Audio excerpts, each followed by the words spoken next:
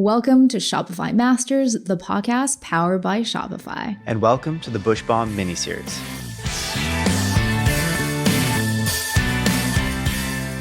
My name is Shuang. Welcome to the product development episode. Yeah, and I'm David Gaylord, co-founder of Bushbalm and Shopify's merchant in residence. So David, I do have to ask, you guys started this business 5-6 years ago at a time where we weren't talking about ingrown hairs or, struggles with your bikini line a lot in public at least. So how did you guys even get the idea of investing into pubic oil and creating this business that covers skincare for everywhere? Yeah, so in the early days, we actually weren't talking about those things either. We were on the periphery thinking about them potentially, but the first product was actually called Bush Oil. And it was mostly focused on scent and kind of just general moisturizing. So it did take us a couple of years actually to find our niche and the markets we were going after. But that was a learning process for quite a while actually. And I think your co-founder, Tim Burns, actually has a pretty interesting discovery story of how the idea came to be. So tell us more about that. So Tim and his wife, Mel, were actually on their honeymoon.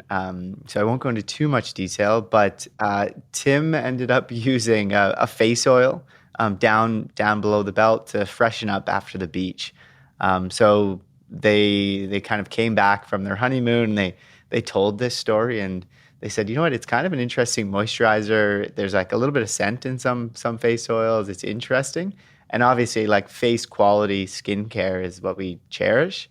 So it's like, how do we bring that to a part that maybe many of us have neglected? That sounds so funny and also very interesting. I want to know how they approached you and what made you say, you know what, that's actually a good business idea. I come from a marketing background, right? So I was working at Shopify fresh kind of out of university with a degree in marketing. And both of them are more on the design and product development side. So they had great branding. They understood what it took to kind of design logos and websites, whereas I had more of a little bit of experience in Facebook marketing, email marketing. So they thought maybe it would be a perfect connection between they want to develop the brand, the products, and then I get to kind of bring those products to the world. And at the time, we just thought it was, hey, you know what? It's a really good way to learn. Like, let's start an e-commerce store. Let's see what it's like. And over the last 6 years, we've learned a lot of what you should do and a lot of what you shouldn't do. Which has been great. And I think that's such a defining moment for a lot of people, you moving from just a funny story from your friend to actually a business partner. And a lot of people might have hesitation when they hear that. So I guess for you, like, what was that switch between just a funny story to business idea? Yeah, the part Tim and Mel, when we got into it, we thought, you know what, we're going to do something, and worst case, we just do it for a year and we learn. We learn what it takes. We learn a few skills that work or don't work. So for us at the start, it was all about like learning. And at times, like say you were investing in a business and say raising money or putting your own money in large sums, that's where it does get for sure scary. But for us, it was all about starting out. And it's really, really easy for someone to make their own objections. So when you start out, I could have said, you know what, I don't want to go with a business partner because it complicates things. And then we might not have ever started Bushbalm. We might not have started a business at all. Whereas by just saying, you know what, what's the first step? Let's do it. That actually got us through many cases. And for us, the first step was let's just buy a domain. So we bought the domain and then we were a little bit more committed. And then every week we thought, okay, what's the one small thing we can do next to keep going? So yeah, we quickly ignored any sort of challenges and just pushed through. Whereas yeah, a lot of people get hung up in the issues that have never happened. Like what if our partnership falls apart? What if the business goes sour between us? And then that stops them from ever starting. Whereas our positioning was, you know what, let's just start. And as these things come up, we'll deal with them and we'll figure out how to get past them. Mm-hmm. And you need that boost of optimism when you first start out. So it's very crucial. Yeah. And me as a human being, I'm very much an optimist to my own fault, I would say. So I was always, even early days Bushbalm, you almost need someone who is like, the opportunity is so big, the opportunity is massive, the industry. I was pulling data and stats to say how big it was. And at the time, I don't think it was a very big market, but now it's like it's grown. But you kind of need someone to push you through and make you see like, oh, it could be a really big thing. And that was definitely my role in the early days. So I want to know, after that conversation, now you actually have to make the products and potentially get a few friends to test it out. So how did you guys approach that? So the first thing we actually did was we did a lot of research, and most research I would say is we Googled. We Googled a lot in regards to regulations. So understanding what products are the most difficult to make and what are potentially easier and less risky. So the name of the business is Bushbalm, and we quickly realized that making a balm or a cream takes a lot more chemistry and it's quite difficult. You have to go through, find a chemist, work with them. Whereas if you are doing an oil, it's actually less risky, and you can use much more natural ingredients and very simplified formulas. So when we started, we thought, okay, what is the least risky to do? What is the most natural we could do? And what can we buy in smaller quantities? And it just turns out like oils were products we could buy in small quantities. That is really difficult if you're trying to do a balm or a cream or something more complicated. Mm-hmm.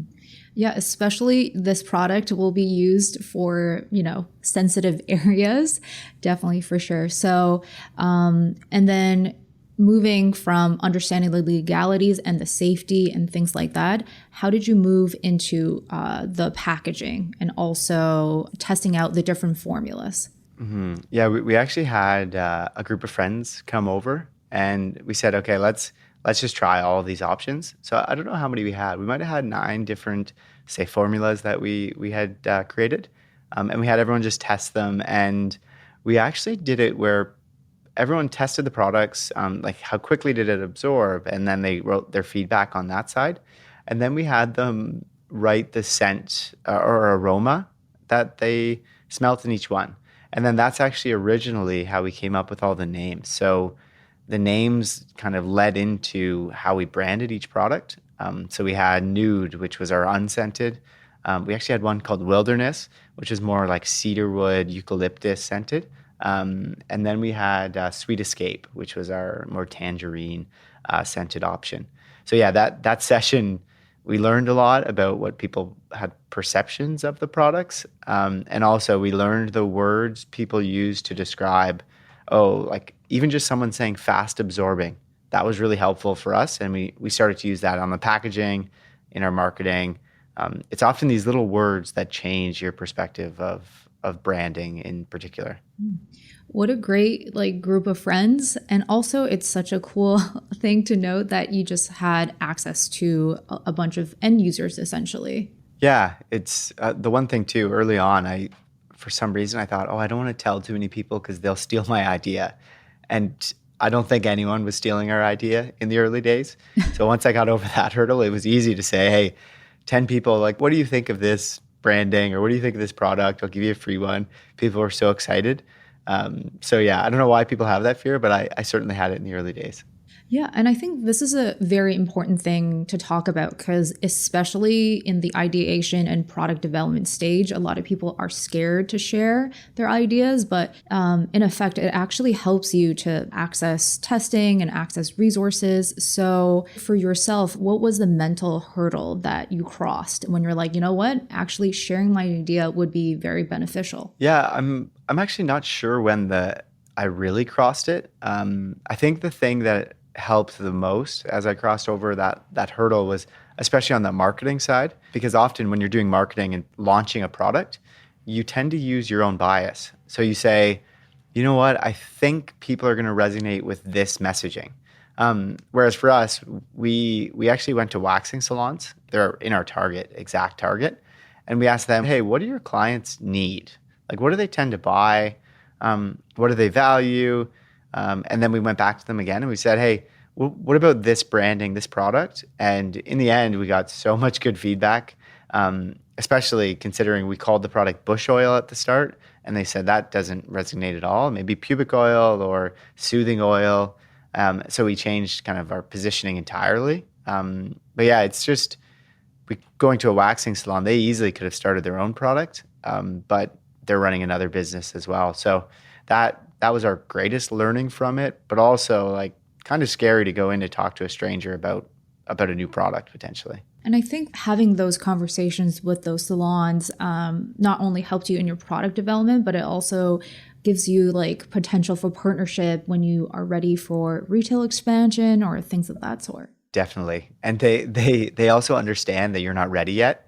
And generally people are pretty happy to help. I think people do care and they want to see someone in entrepreneurship like work out. They want to see it be a success. So if you're not selling to them, you're just kind of getting feedback. People are generally really happy to give it. Awesome. So tell me about like where you guys were initially making the products and at what point were you ready to look for a production partner and move out and scale up in your production? Yeah, I would say this will be, depending on the product and what you're making, one of the hardest things for most people to do. So for us, we would kind of get a facility and we would make it ourselves. So we'd buy in bulk the oils and we'd buy in bulk the bottles. And when I say buy in bulk, I don't mean large quantities. This was really small. I think our first batch was 200 bottles. So that's not a large sum of bottles. So for us, in the early days, it was how do you keep costs down without having large quantities? Which is, I think, really difficult for most people because once you get over the quantity hurdle, you can work with all kinds of manufacturers. The world opens up to you. Whereas when you're small, the world is really shut off. If you say to a manufacturer, hey, we're trying to do 500, they might say, no, like there's no chance we can't do that. Our minimum's 5,000. So that stretch between 500 to 5,000 is really hard. And a couple of ways we managed to do it and scale up was we bought generic bottles.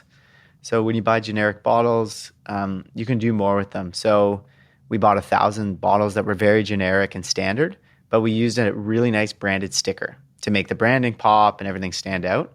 So that's one way you can do it with, say, stickers or tags, or you can, say, buy a sewing machine to do whatever you need. So that was one way we did it. And then the other way was making sure your product is one that you can make in a small batch. So you can kind of grow it that way.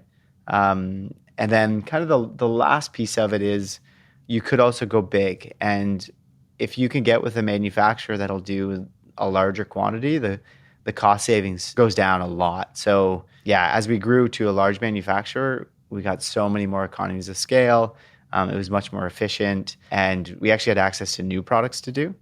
But yeah, getting to that point it's a challenge that I've had many sleepless nights over kind of production because we were doing it in-house in the early days. Mm-hmm. And it's like two challenges in tandem, right? You're trying to meet that next level. So you have to like make the products, but you're also needing to market and you have to actually sell the products in order to scale up to that next level. Yeah, exactly. It's funny, actually. If you're the marketing person, but also the person who's either shipping or making the product, the more you sell, the more work you have to do on manufacturing or shipping. So you realize like if you're successful in marketing, your time goes completely to shipping, manufacturing. So those are the reasons we outsource, like fulfillment, we quickly outsource, and then manufacturing, we found great partners. But yeah, there's a stage where if you're doing everything and you do really well in the positioning marketing, you're the busiest person ever because you have to ship everything. That part's a lot of work. So at what stage were you ready to look for a manufacturing partner, and what were the things you looked for when you were finding that ideal partner? So we reached out to quite a few cosmetic manufacturers when we were not ready, which actually was good because we built a slow relationship with them, and we met them, we interviewed them. They were kind of interviewing us as well. We understood, okay, what is your baseline minimum quantity that you would need? So on the cosmetic manufacturing side, those are all local. So we could go meet them and talk to them, see their facility. I would highly recommend that.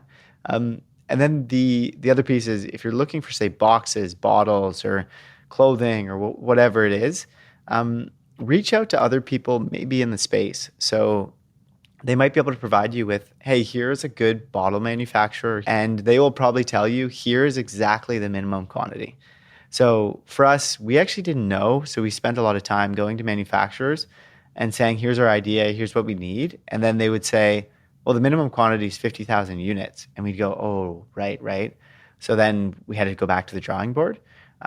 So knowing early on, what are the minimum quantities? So if the minimum quantity is 10,000 bottles, then you can work backwards and say, our new goal is to get sales to be able to handle 10,000 units. Let's figure out what that looks like, how many sales a day, and then you can build this plan to get there. So once we did that, it made the transition pretty seamless into a manufacturer who we had a good relationship with, and then all of a sudden they take that burden off you, and you can hopefully scale up much quicker because they have the capacity in their facility. I think it's interesting that you mentioned the initial manufacturing and production partners you looked for were local production partners.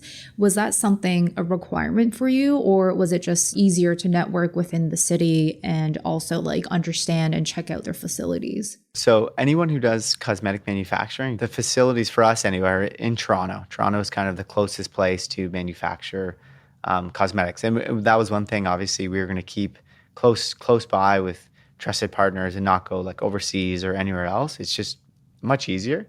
Whereas stickers for bottles that we use, we source those entirely locally, mainly because if you're producing more and you need to like do more quickly, it was easier to get them quickly. And then there were a few items that we used Alibaba for a small amount of time, but we did source our bottles in China in the early days, and they were just kind of generic. We found them somewhere online through Alibaba. We found a manufacturer, and then they shipped them to us. And the shipping took forever. It was really slow. It was really it was tough at the time to figure out. But at that time, timelines weren't that important to us. What I would do is try to find as much local as possible. You can adapt more and change more. And then once you're moving into economies of scale, there will be local manufacturers who can keep up and scale with you, which is what I would prefer. We've bought 100,000 bottles. And essentially, we've been recommended to, hey, here is one of the best bottle manufacturers in China.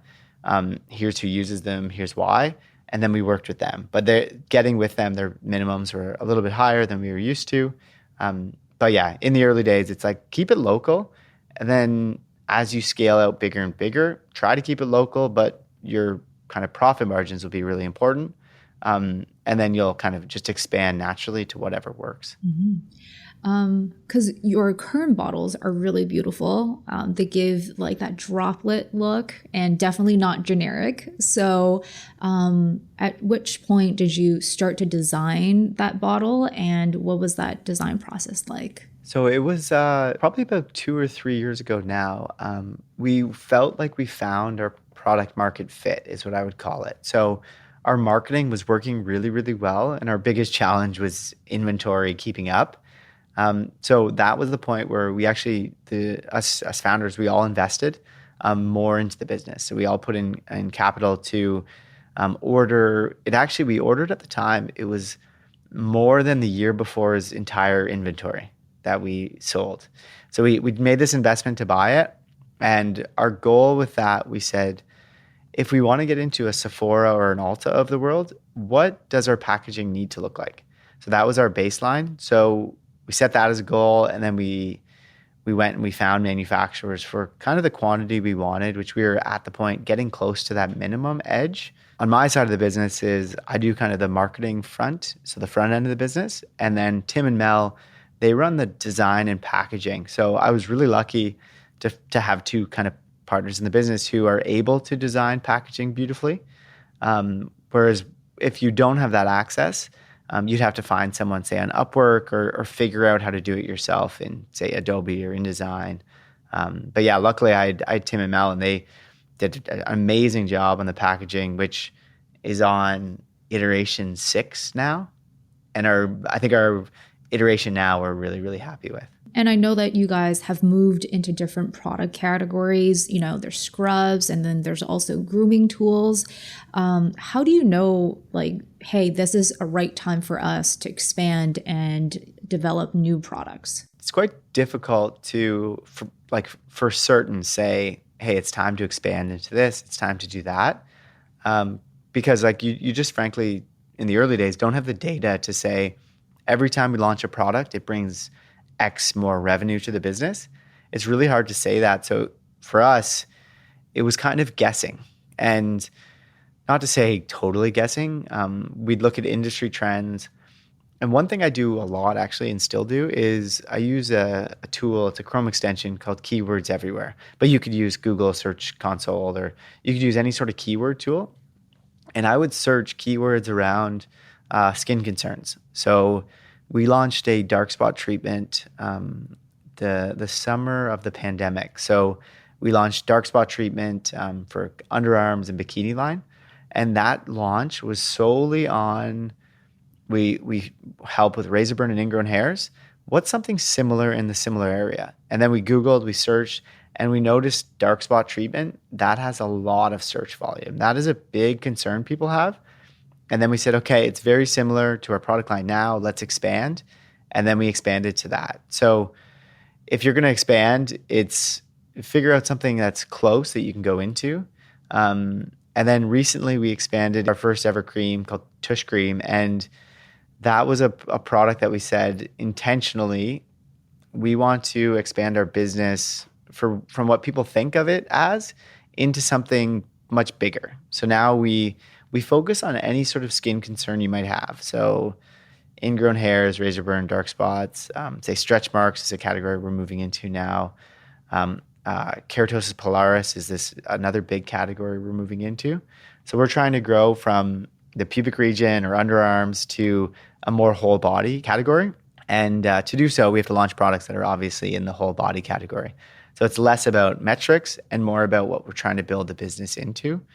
Whereas if you're in the early days, it's often about metrics, and something similar to your current catalog is probably the best choice. So you mentioned in the beginning that, you were testing with a bunch of friends and they were the user group. And now that you're expanding, into different creams and different areas of concern, are you still using the same testing process and user generated feedback, or have your process for that aspect changed? So one thing that we do now, which I think is helpful for almost any business, if you get say an email list of a certain size, we send a survey usually once or twice a year for feedback. So it's kind of our annual survey, and we get a lot of good ideas out of that survey. And then that will start the process for product development as well as some other research. But yeah, the process for testing now is quite a bit different. We work with our chemist partners, and they will create samples for us and run all the quality and safety tests in the back end, but they will send those to us. And often what it is you can give feedback on consistency, especially scent, how quickly it absorbs.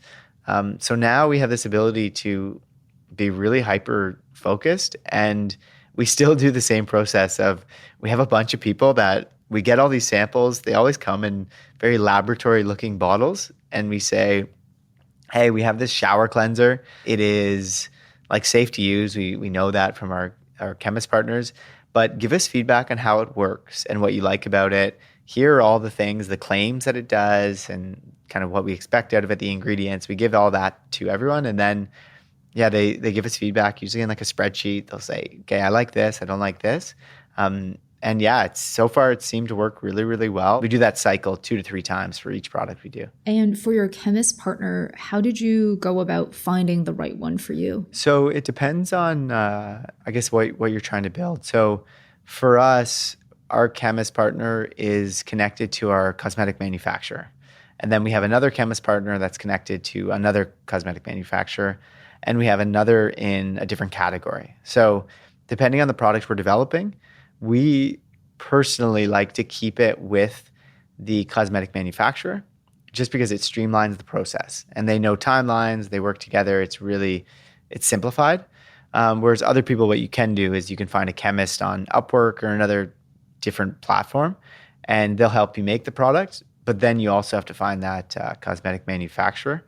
Whereas for us, the price of the chemistry is often built into the manufacturing side. And is it correct to assume that some of these chemists are actually introduced, or they're actually just working with your production and manufacturing partners? So essentially, the cosmetic manufacturers, a lot of them will have 20 chemists on staff, and then they'll have hundreds of people in the manufacturing side, the warehouse, the facilities. So they'll work every day on either improving formulas, or they do so much testing. So stability testing to make sure it, like how long it lasts and can it withhold certain conditions. So all these cosmetic manufacturers generally have that side. Whereas yeah, we've never really worked with a chemist individually, but I know many brands do that. It's just it's a totally different process. Yeah, so we talked about using web searches and also looking at social and seeing the common skin concerns are. Has there been any data integration that also helped with your product development? Huh. Yeah, that's an interesting question. I guess one thing that we do is industry trends is something we look at quite a bit. So we use something called Mintel, and it's an old tool that I've had access to through my old university. And what it does is it says, okay, here's some upcoming trends in this category or in this, and they'll give kind of trending products or trending ingredient lists. So we subscribe to Mintel to see kind of what's up and coming. Whereas it's not concrete data to say, hey, you should do this or that. But you do get an interpretation of, hey, the world seems to be going in this direction. And then you can say, okay, we're going to try to make something that hits on that attribute in our own kind of spin on it. So yeah, no, on the product development, not really much data behind like what we should do. Obviously, tons of data on costs and manufacturing ingredients, but not as much on. It's really hard to say like this will be a success because you just kind of don't know. What about looking at your own customer data and kind of using that and approaching bundling or discounting and seeing if those strategies will help raise your cart value and things like that? So we do a lot of bundling, and for us, a good example of how we've expanded the line, which is pretty data informed, I suppose, is we've looked at our top selling products forever, and we know we have a dark spot treatment that's really successful. And what we've done is we've added new products to that. We call it a routine. So for us, it's less about a bundle or a kit. It's more about a routine. So if you're combating dark spots or hyperpigmentation, we had one product and then we expanded the line to have a second product. So that becomes a routine. And then we've added another product. So then you have this full package routine that you can use like every single day. So that's an easy way to be data informed about how having something be a pretty good success. Whereas if you try to do a new product entirely, it's a lot riskier, right? So we've done that quite a bit with our current line. We've expanded the most successful categories. And then as far as data, one thing we do, which I'm not sure is kind of the right way to do it, but we tend to write a lot of blogs on skin concerns.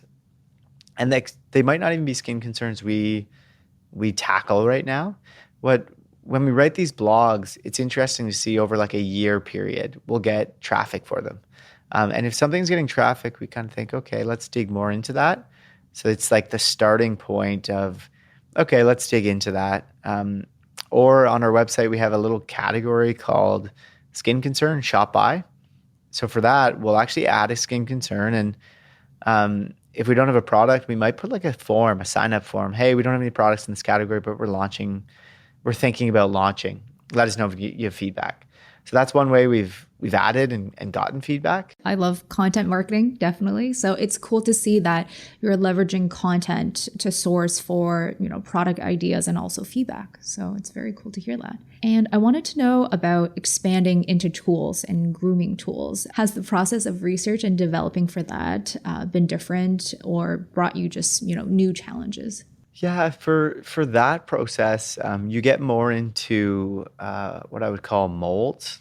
So if you're doing hard goods, say we have a trimmer, you get more into the basic technology exists that most trimmers are.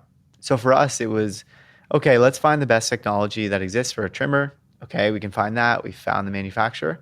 The next process is, okay, what do we do for design? And does the mold different? Does it grip differently? Is it smaller? Is it bigger? How do we make that work? So yeah, hard goods actually for us has been an excellent adaptation. We've grown into it, and it's been really successful for us with our trimmer. And the process of making it is it's very complicated as far as finding the technology. You have to find the right manufacturer who's obviously an expert in the space. But manufacturing, they make it all. It's all assembled in the same spot. They actually box everything for us. So it becomes one of our easiest products to manufacture. It costs you a lot more because there's technology built into it, but manufacturing it is very streamlined. You get everything done at one place and then it ships to our warehouse. Whereas cosmetics, bottles come from one place, boxes come from another place. You have to send it to your manufacturer. It gets assembled and created, and then they have to send it back to your warehouse. So hard goods or clothing, for instance, the process of manufacturing is really, really simple. Whereas obviously like filling a liquid gets much more complicated because it's generally not a one-stop shop. It's many different pieces. Imagine our lids come from a different manufacturer than our bottles. All of a sudden you have there's another element added in, which complicates it just one more time. Yeah, it's crazy to think that there's so many moving pieces with skincare, and with, tools, it's actually a more streamlined process. I noticed that you guys are actually selling at Indigo, which is a large nationally distributed Canadian retailer, mainly with books, but they're expanding into lifestyle and home. So getting that big contract, has that put pressures on your production? And have you altered your production at all to meet their ordering demands? So with Indigo, we've just launched, so it's really, really new. But the thing that happens with these retailers, which Indigo actually is really interesting, and the way they're doing it is, I think, unique and and really smart actually. So what Indigo's done is they have this online business, and they add to it, and they're doing a great job of adding more wellness and especially sexual wellness, and they're trying to expand it. And what they've done is, if you get online and you're success, they're like, okay, it's time to go to the big leagues and get you in store. But what it does for the manufacturer, so for us, now we're learning what it takes to get into these things. So there's different packaging requirements. You have to kind of polybag things. You have to have it packaged a certain way. So for us, it's been a good learning curve to grow into more of these mass retailers. And direct to consumer, for instance, is really easy. You're lucky. You could have a fulfillment provider and every order ships within a couple hours. You just package it yourself. Whereas when you're going into retailers, you have to have their barcode in a certain spot. You've got to package it a certain way. You have to ship it in a certain way. So it's complicated, the business. And yeah, we've certainly had to change from how we fulfill, and our fulfillment partners we really trust. And if you don't have a fulfillment partner that you can trust, or is a fulfillment partner who does this mass retail side, it's going to be really hard. So we've gone through that and seen it. And the more you kind of lock down that process, the easier it becomes. But yeah, it's complicated to move into any new channel, especially retail. It's a different world than direct to consumer. So speaking of that Indigo partnership, did you guys have to pitch them at all? And what was the process of getting that order? We actually took this approach early on where we said, let's go direct to consumer really big and really quick. So we grew a lot. We focused on it entirely. So our say Instagram, we started to get more press. We were on Dragon's Den. So that increased our kind of awareness in the market.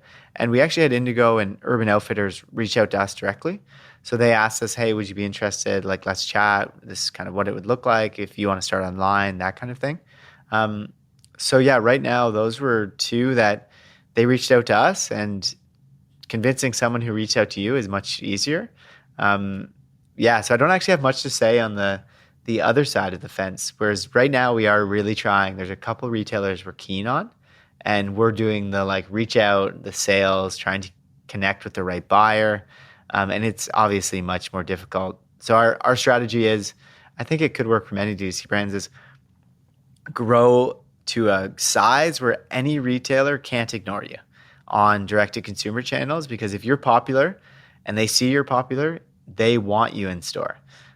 So that's been our strategy, and hopefully it pans out in the next kind of year or two. We grow into many other big retailers. Well, thank you so much, David. I feel like I've covered so many different areas of product development, but is there some tips or advice you would give to new entrepreneurs when they approach or think about product development? Yeah, there's a few very specific learning curves that we've had. One is think about the shipping cost as well. And I guess you could say shipping cost and the environment. That's one. And the lesson under that is, say you have rigid boxes, you have to ship those, say, from China or wherever you're shipping them. They will fill up a lot of pallets and skids with just air, right? So if you have boxes that fold, they will fold down nicely and be really, really small, and shipping is much easier. And also, that's good for the environment. Like, it's just much better all around. And rigid boxes, often you can't recycle many of them. They're covered in a coating.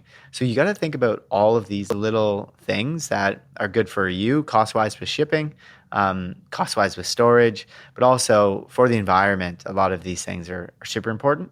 The second one that we learned kind of the hard way is the supply chain in general isn't perfect. Like, it'll never be perfect. So if you're trying to live in a world where it's perfect, you're going to have issues all the time. So for us, what this means is one of our lowest cost components are our bottles and boxes. So instead of us trying to order exactly what we need, we order them in mass. We order way more than we need at the time, and we warehouse them. And then when our manufacturer needs to fill them, we send them exactly what we need to send them, and we store the rest. So during COVID and during supply chain disruptions, we were actually really, really good. And we only sold out of a few products a few times. But if you can kind of not do just in time everything in the early days as you're growing really quickly, that's probably better. Otherwise, you're just going to constantly sell out. Whereas now we're getting bigger and we can control more of these things. We can do more just in time. But yeah, in the early days, that just in time idea sounds amazing, but is really, really hard to manage without obviously selling out. Amazing. Thank you so much for the product development insights. And yeah, we're looking forward to the next episode. We're going to talk about all things marketing. Yeah, can't wait. Thanks for having me.